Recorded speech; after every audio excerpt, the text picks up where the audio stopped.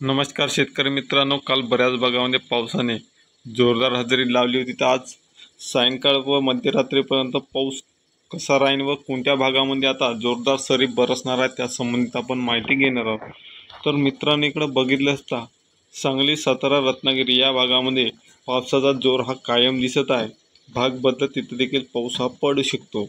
त्यानंतर अडकूज, सोलापूर, बिदर, लातूर या भागात देखील लातूर या भागामध्ये वादळी वाऱ्यासह पाऊस पडण्याची शक्यता आहे। नांदेड इथं ढगाळ वातावरण राहून हलक्या सरी या बरसू शकतो। त्यानंतर अहमदनगर या भागात देखील पावसाचे वातावरण तयार झालेले आहे, तिथे देखील पाऊस हा पडू शकतो। त्यानंतर औरंगाबाद झालं, नाशिक झालं, पालघर झालं, मुंबई झालं या भागामध्ये जोरदार पावसाचे आगमन होत आहे।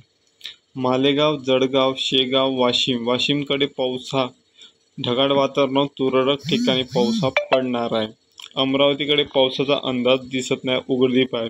इकडे नागपूर, गोंदियाकडे देखील, चंद्रपूरकडे देखील उष्ण व वातावरण राहून पावसाचा अंदाज नाही आहे।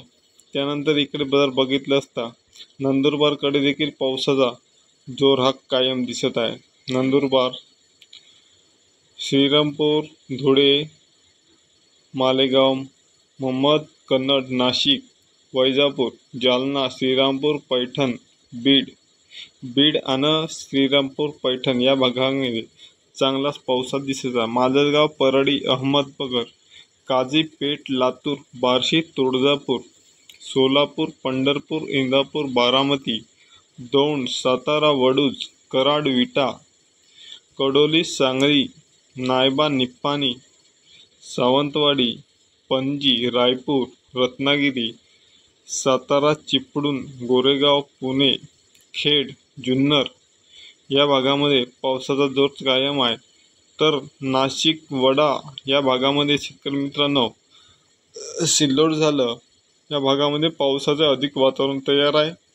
अवकाळी पाऊस हा इथं जोरदार स्वरूपाचा पडणार आहे। तर शेतकरी मित्रांनो, हवामान अंदाजासाठी अशाच नवीन बघत राहा आपले यूट्यूब चॅनल। धन्यवाद।